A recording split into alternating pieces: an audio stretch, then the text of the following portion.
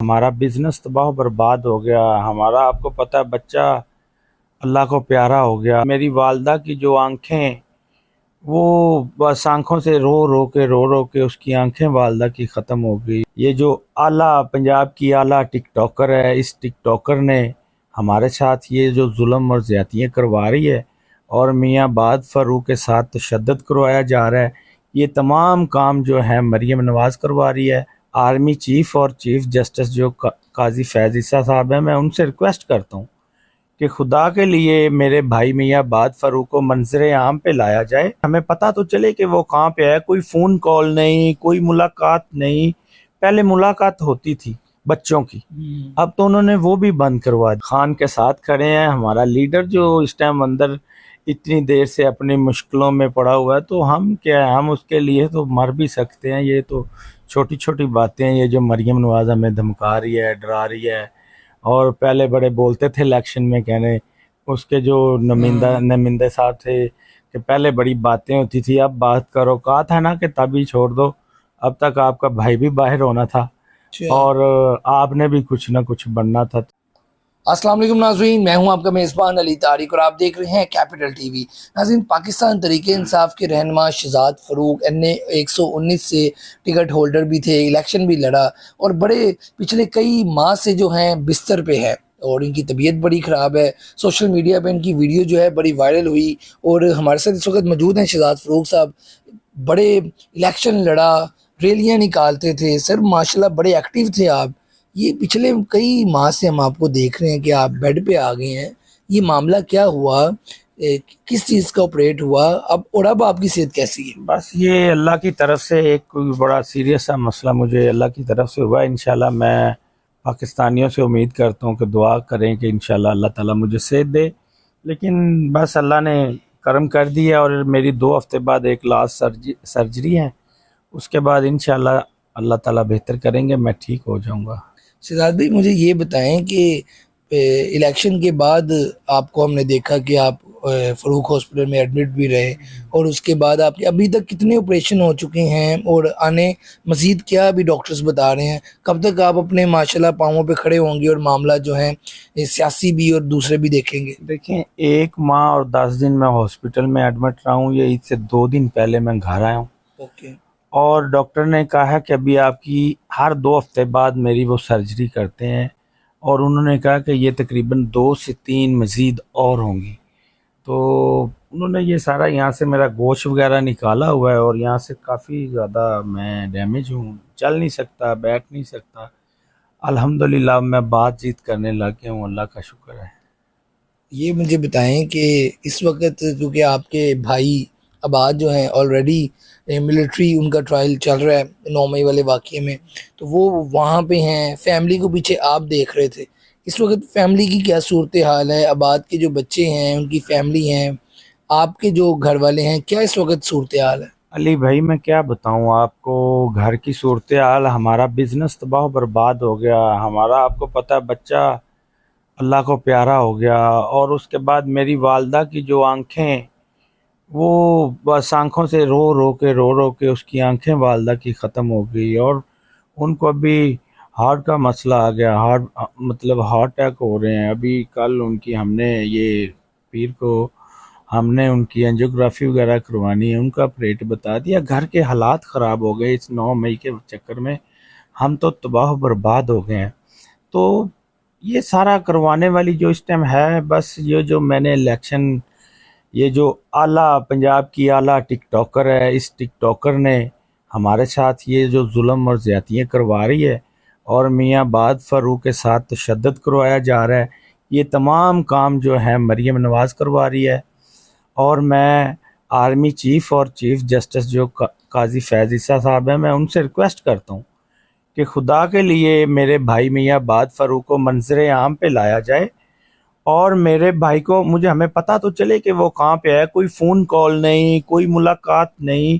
پہلے ملاقات ہوتی تھی بچوں کی، اب تو انہوں نے وہ بھی بند کروا دیا. اچھا شہزاد بھائی، یہ جو آپ تشدد کی بات کر رہے ہیں، یہ آپ کو کیسے پتہ ہے کہ ان پہ تشدد ہوا ہے؟ کیونکہ آپ کی جب ملاقات نہیں ہوئی، یہ ذرا تھوڑا بتائیں. دیکھیں، آج کل یہ جو کوئی پولیس ہے یا کوئی آرمی ہے تو اس میں ہر کسی کے تعلق واسطہ اچھا تو ٹھیک جان ہے. پہچان ہوتی ہے، کہیں نہ کہیں سے تو خبر آ جاتی ہے، لیکن انہیں غائب کیا ہوا ہے، وہ اس جگہ پہ نہیں ہے جدھر پہلے تھے میاں صاحب.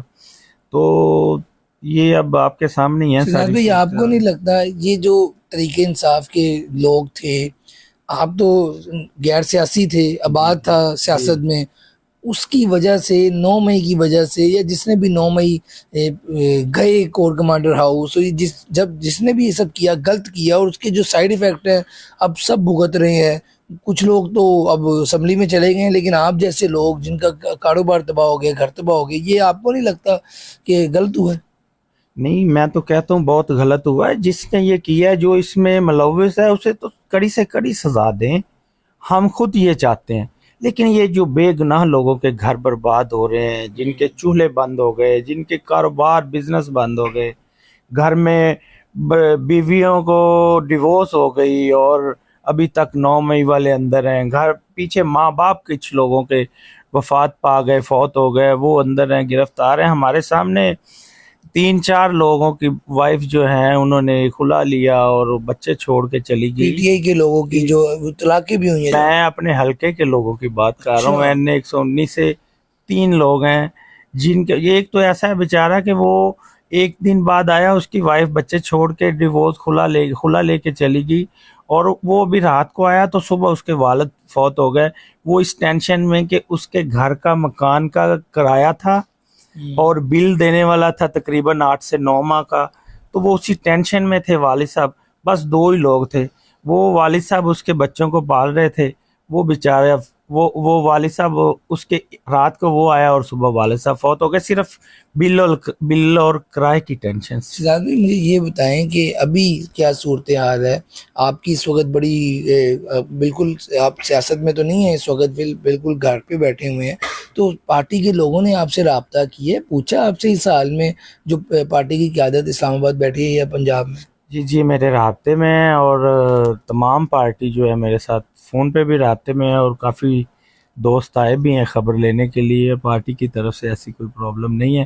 وہ پہلے جو تھی وہ میں نے آپ سے ویڈیو میں بتا دی تھی، لیکن اس کے بعد سارے دوست اور تمام پارٹی آ گئی اور میری خبر لے کے گئی، اور مجھے اچھا لگا. اچھا لگا. اچھا مجھے یہ بتائیں کہ اس وقت جیسے آپ بتا رہے ہیں کہ گھر میں بڑی ٹینشن ہے، اور کہ اب گھر میں معاملات کیسے کون دیکھ رہا ہے؟ کاروبار آپ کا اس وقت بالکل بند ہے کہ وہ بھی کوئی دوسرا بھائی دیکھ رہا ہے؟ وہ بتائیں ذرا. نہیں، کاروبار بند ہے. فیکٹریاں ہماری وہ اس طرح ہو گئی ہیں کہ جتنا بھی اوپر وہ لوہا لگا ہوا ہے وہ بھی کباڑ بن رہا ہے، فیکٹریاں کباڑ بن رہی ہیں. ہمارا سارا سسٹم خراب ہوا ہے. اب جس طرح بس جو ہمارا سسٹم تھا، بینک جو ہے انہوں نے اکاؤنٹ ہمارے فریز کیے ہوئے ہیں، اور فیکٹریاں تو سیل ہیں، آپ کو پتہ ہے.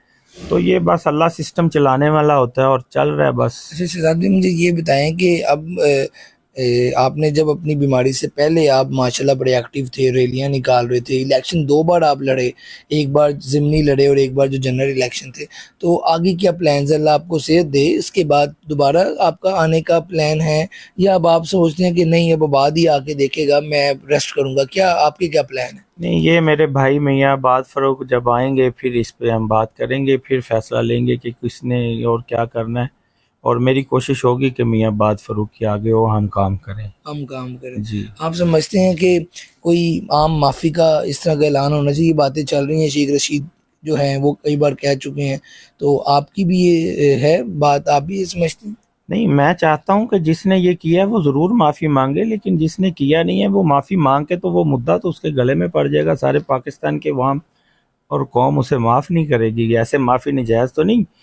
کسی نے جرم نہیں کیا تو اسے کہا جائے کہ اقبال جرم کر لو، تو وہ تو پھر زیادتی ہے. اس طرح تو نہیں ہوگا. ابھی ڈاکٹرز نے آپ کو کب تک کوئی الٹیمیٹم ٹائم دیا ہے کہ آپ کب تک ٹھیک ہو جائیں گے اور کب تک اپنے روٹین کے کام کریں گے؟ یہ مجھے ڈاکٹر نے 5 ماہ کا ٹائم دیا. اس نے کہا کہ 5 ماہ تک آپ اپنا سسٹم کر سکتے ہیں. 5 ماہ تک بیڈ ریسٹ پہ ہوں. 5 ماہ تک بیڈ ریسٹ؟ جی میرے پریٹ ہیں ابھی کوئی 2-3 اور ہونے.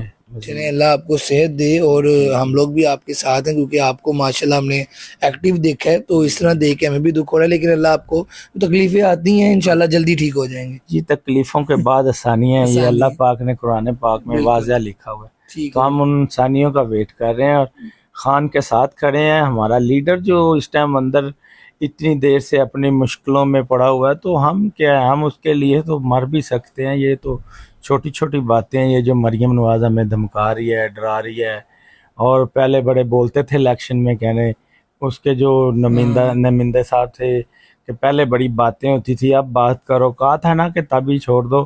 اب تک آپ کا بھائی بھی باہر ہونا تھا اچھا، اور آپ نے بھی کچھ نہ کچھ بننا تھا. تو اب مطلب یہ وہ ان جو کے نمائندوں نے آپ کو کہا ہے انڈائریکٹ کے ڈائریکٹ؟ نہیں ان کے نمائندوں نے کہا ہے، اور یہ واضح کہا ہے کہ اس ٹائم آپ کو ہم نے موقع دیا تھا، تو لیکن اب آپ دیکھ لیں اب کیا ہو گیا. مطلب ہمیں ڈرایا دھمکایا جا رہا ہے. اور یہ سارا میرے بھائی کے ساتھ، مریم نواز، اور ہماری فیکٹریاں جو ہے ابھی تک نہیں اوپن ہونے دے رہی مریم نواز.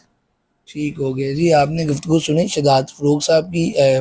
پاکستان تحریک انصاف کے بڑے ایکٹیو کارکن تھے، ٹکٹ ہولڈر سے 2 بار الیکشن لڑے، ایک بار ضمنی بھی اور ایک بار جنرل بھی. لیکن اس کے بعد ان کو اپنا پرابلم ہو گیا، بیماری ہو گئی، جس کے بعد جو دوبارہ ان کا یہی پلان ہے کہ جیسے ہی وہ ٹھیک ہوں گے پھر اپنے بھائی سے مشورہ کریں گے اور پھر دیکھیں گے کہ کیسے مزید چلنا ہے. لیکن سب سے اہم بات ان کی یہی ہے کہ تکلیف کے بعد جو ہے آسانی بھی اللہ تعالیٰ کا بھی حکم ہے. اور دوسرا ان کو نے کہا ہے کہ عمران خان کے ساتھ جو ہیں وہ کھڑے ہوئے ہیں اور آخر تک جو ہے کھڑے رہیں گے. آج کی ویڈیو کے ساتھ مجھے دیں اجازت. اللہ حافظ.